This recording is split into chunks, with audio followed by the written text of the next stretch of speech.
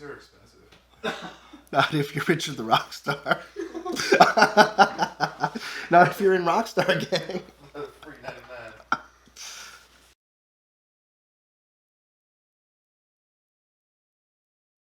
Oh man, I'll never forget when I was a freshman. These two girls, dude, they were like high school girls. They were like, or sorry, I was a high school kid too then, but like, I was a freshman and they were seniors, and they were like, "Hey, Richard, come here," and they just like started making out, and they're like, "You like that?"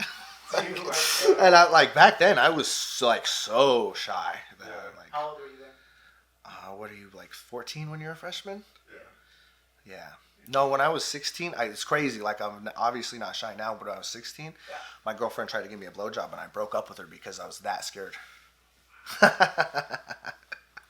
a blowjob when I was a freshman with my girlfriend, and I broke up with her because she used her teeth. I was like, no! What school did you get to? I went to Argonaut High School as a senior, yeah. Or sorry, the whole time. And then junior high, I went to Jackson Junior High. And I went to Jackson Elementary School. Have you lived up here your whole life? I have, yeah. I moved here from Idaho when I was 2. Oh, wow. Okay. And, yeah, AC always. But when I'd go to visit my dad sometimes when I was a kid, we'd go down to the Bay. Oh, okay. I spent like a lot of the summer in the Bay. Okay. That's what helped make me more diverse too, I think, for sure. Yeah. Where'd you go around here? The first place I remember living here was on Jackson Gate Road, right across from Teresa's, in a house that was like connected to Biscalia's. So those are like the two competing Italian restaurants. They're right across the street for so long, and they're both like 100 years old. But Biscalia's went out eventually. Oh. That's okay. It was better for my mom to work at Safeway than Biscalia's because she was like a bartender at Biscalia's. Oh. Dude, Louis was a chef there for fucking... Oh, I'm sure he knows my mom then. Yeah. He might even have seen me when I was a kid back there in the kitchen, like making meatballs or something. When you moved into that trailer park, is that when you started getting into music? The first time I got into music, I was in that first house on Jackson Gate, and my mom and Greg got some money together. I think it was like $50 at a garage sale for a drum set. And I started playing that, and it was weird. I was super, super shy as a kid. Mm-hmm. So, like, I liked playing the drums, but I remember being really nervous about it because I didn't like how loud it was. So I did it for a while, but then I stopped. And I started again, like, later. Mm-hmm. But yeah, then also in elementary school in 5th grade, I started playing the trumpet in the school band, and I played in school band all through junior high. Yeah, I can play like all the brass instruments from that, you know. I could do a little trombone or some French horn and shit, but no woodwinds. And then it was 7th grade when I started learning guitar and everything. And my dad gave me my first guitar for Christmas one year. I didn't get to see him very much, but like if I would ask him for stuff sometimes, he would like find a way for sure. And he played guitar himself. He's a really good blues guitarist actually. And yeah, he got me my first guitar. It was a BC Rich Warlock. It was like the one that you see Mick Thompson and Slipknot playing, because that was my favorite band at the time. I was like obsessed with Slipknot. I was such a weird kid compared to everyone else. Oh yeah, no, so I, let's see, where was I? Sorry, Russ. Okay. Where's your dad? He's in Concord still. He's always been down in the Bay Area in Concord. It's about 2 hours from here. It's never that far away. I think I'm going to see him next week probably for the first time in like a year or two. I got recordings of him like when I was a kid recording music, like saying crazy shit on the phone and like recording it. And we would put it in our songs in our first band. What was your first band? It was called Icky and a Half. And we were... Oh man, how old were we then? Freshmen. Yeah, freshmen. Because it was junior high, I started learning everything, and we just like started by like basically lip syncing in my living room, like on the Xbox karaoke fucking game. I remember that. Yeah, it would strip the vocals for you. That's cool. That's how we started. Like that's how I learned how to sing, was singing on the fucking Xbox like that, to Blink-182 and Alkaline Trio and shit. And then, yeah, so we kept doing that, and we started our first band. Our parents were really supportive of us, surprisingly. The first concert we ever did as the band was for them. And it was me and my friend Corey was on drums, and Chris was on bass, and Zach was on guitar. And you'll see a lot of those guys in all the bands that I was in my whole life. I've always made music with those guys. They're in My Love, My Love. They're in the Call Girls. They're in Counter-Strike 75. Those are some cool band names. Thanks. We've had so many bands over the years. But our first concert was at Corey's house, our drummer. And yeah, we were 13. And our first song was called Kill Your Parents. And it was just them. It was only them for the audience, dude. And I don't know why the fuck we were crazy enough to do that. But we played the fucking song, dude. And they were like such good parents, bro. They really fucking loved their kids. And they were like, they clapped and shit. And they didn't like get mad or freak out or like tell us not to make music or anything. They just clapped and supported us. They're like, that's, you know, it's so good. Why? They probably locked their doors after that.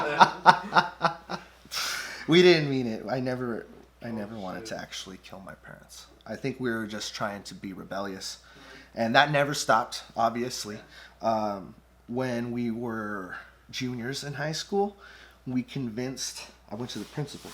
We convinced them to let us do a concert for lunch, like, you know, for everyone. And they're like, okay, yeah. And then like, she made me promise. She's like, we heard that you guys have this song called Kill Your Parents, and you just can't play it, okay? We're like, okay, we won't play it. And we played a bunch of songs, and everyone liked it, and they wanted more songs. So we played Kill Your Parents, and they didn't say shit. They didn't do shit, bro. Like, I can't believe it, man. If you did that shit now, bro, you'd go to prison, dude. Like, you can't, like, do shit like that. We were really lucky. We did, like, a lot of stuff when we were kids that if you did now, they'll, like, kill you or, like, ruin your life for, bro. We're lucky, bro. They could have expelled us, dude. But no, they loved us. When I was a kid, you know, I suffered from depression and anxiety and trauma and a lot of stuff very early on. So, like, I started becoming secluded then. And spending that time with myself, like, made me develop my imagination, I feel like. And I use that as, like, a tool, you know? So, like, being anxious and nervous and shit, it turned into a good thing, because if I didn't spend that time alone in my room, then I would have never, like, taught myself to play every instrument or, like, record and shit, you know? Like, even learning how to record and everything, I did that in my room. On like a janky ass computer my dad gave me, bro. It had no cover on it. It was one of those desktop ones, and you could see all the wires and shit. It was janky, you know. Like, my parents did the best they could, bro. And it had a pirated version of Cakewalk on it, the recording software. And that's how I fucking learned to do it, dude. Like, I didn't ever have to go to college because I just fucking sat and played and recorded my friends, you know. I was the only kid in school doing that shit, bro. Yeah. And I also fucking started upgrading all my shit too. Most of my friends, you know, they're kids, so they're like having fun. But as soon as I could, I wanted to fucking get money and get out, bro. So, like, I started signing out for work experience when I was a junior and a senior, and I'd start work every day at noon, bro.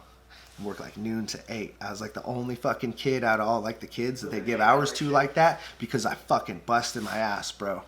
Every job I've ever had my whole life, like, I do that. I apply myself like hardcore, and it works.